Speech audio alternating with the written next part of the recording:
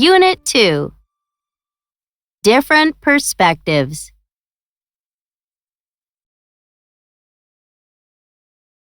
Essential question. How do we differ in our ways of looking at the world?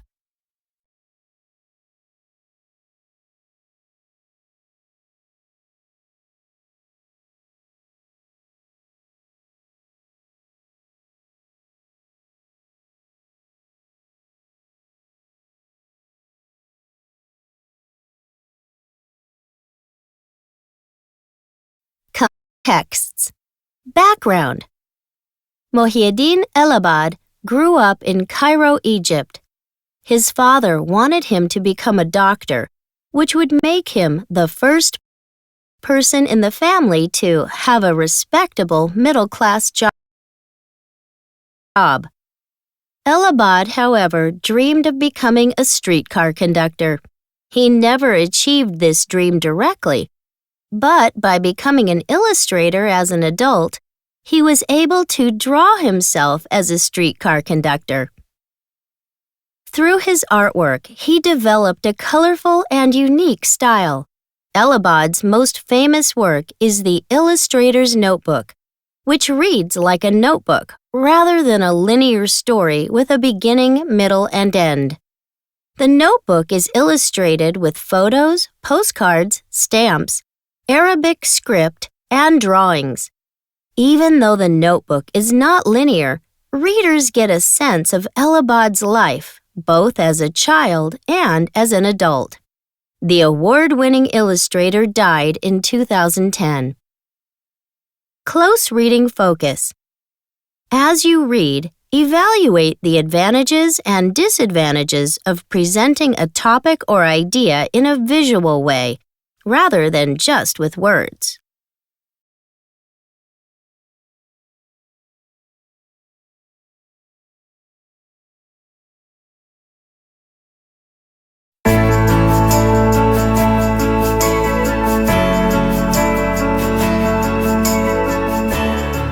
The Illustrator's Notebook by Mohieddin Elabad.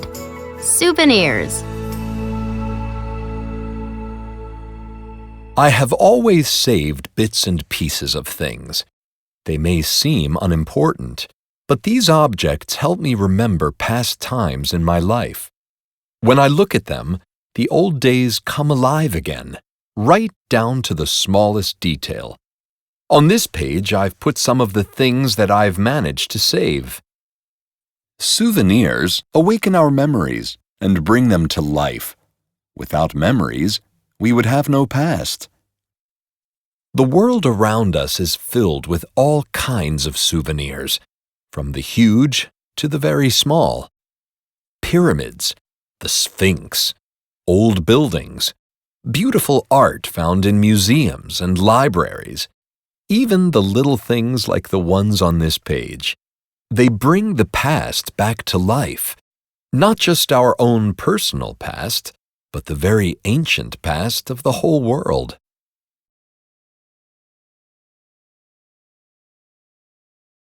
A childhood dream. When I was a child, I lived near the Sultan Hassan Mosque.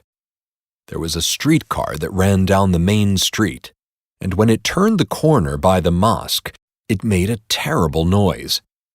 No one in the world seemed as important or as impressive as the conductor who drove that enormous, imposing monster. For a long time, I dreamed of driving a streetcar. Then I grew up and wasn't able to become a streetcar driver. I don't even have a driver's license. But I did learn to draw, and I became an illustrator. I am very lucky to have found this career, because now I can draw myself as the streetcar driver I always wanted to be.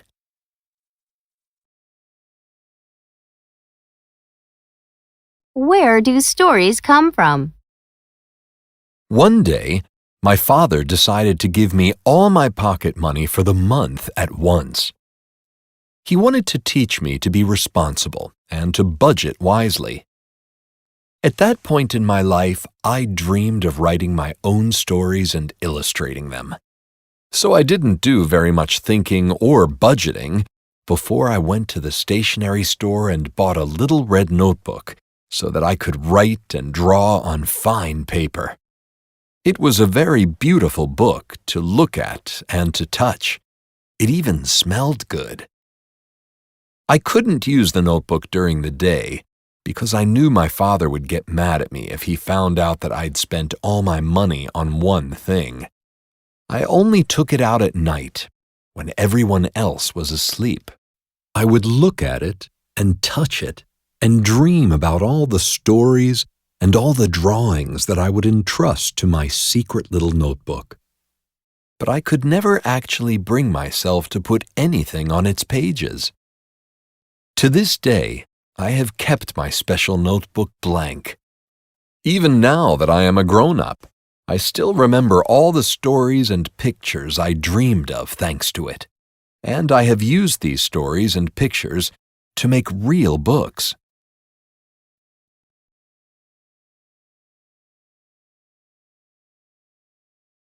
Postage stamp. I've always enjoyed writing letters to friends who live in faraway countries. I've probably sent hundreds of letters in my life and received just as many. I was always very impatient to get letters from Karim, who lives on the Perfume Coast. His letters always had the same stamp, and even after all these years, that stamp evokes a very strong reaction in me. I have drawn it here from memory. From the comfort of my home, I would lose myself in the stamp's magical world. I was jealous that Karim lived in such a place, surrounded by such magnificent landscapes. Later, when I became an artist and illustrator, I wrote many stories about the world that this stamp represented for me. I have used it in dozens of drawings and poems. I never dared to dream that one day I might be able to visit Karim, that I could spend even an hour in those fantastic surroundings. Decades passed. Then, one day, I was asked to visit a number of different places for work, one of them being the Perfume Coast. I was off, my heart pounding with anticipation. I didn't see Karim when I was there because he was out of town.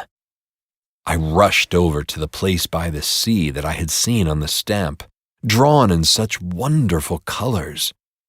Sadly, I discovered that it was not so extraordinary. It looked very much like 1,000 other places. There was nothing very magical about it at all.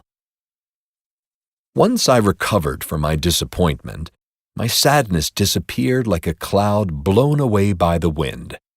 I sat down and wrote to Karim. I thanked him for all the dreams he had given me with his letters and their stamps. Without them, I would never have imagined all those stories. I would never have written all those poems, and I would never have created all those drawings.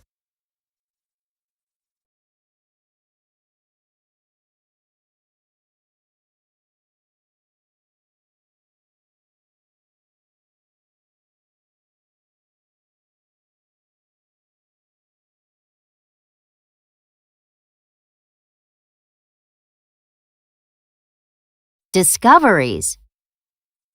One day, I had nothing in particular to do.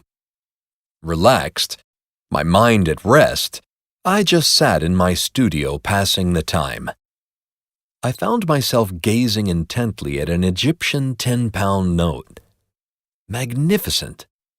I saw things that I had never noticed before, even though I'd been using these bills for years. There was a picture of the Ar-Rifai Mosque in Cairo, with a big chandelier, a marble platform for the readings from the Quran, small glass lamps, and all sorts of calligraphic decoration. On the other side of the bill, there was a portrait of a pharaoh with pyramids in the background. There were also flocks of geese, pelicans, and other birds, surrounded by hieroglyphics and strange symbols. One of them is this two-legged jar. There are thousands of things around us that we don't even see because we don't take the time to look at them. For example, have you ever looked at the beautiful landscape that is drawn right in the palm of your hand? Left and right. Here's something that I didn't learn when I was little and that no adult ever explained to me. When I got older, I discovered this very simple thing, something that had never even occurred to me before. I realized that in Arabic-speaking countries, as well as in some others, we read and write from right to left, and we draw and look at pictures in the same direction. People in countries that use the Roman and Cyrillic alphabets, for example, draw and look at things from left to right, which is how they read and write and think. The pictures that appeal to us in my part of the world are the ones that go in the same direction as the way we read. In these drawings, the eye moves from right to left, and figures move from right to left if they are leaving, and in the opposite direction if they are arriving. I haven't really thought about how Arab people dream, but I think that we must even dream from right to left.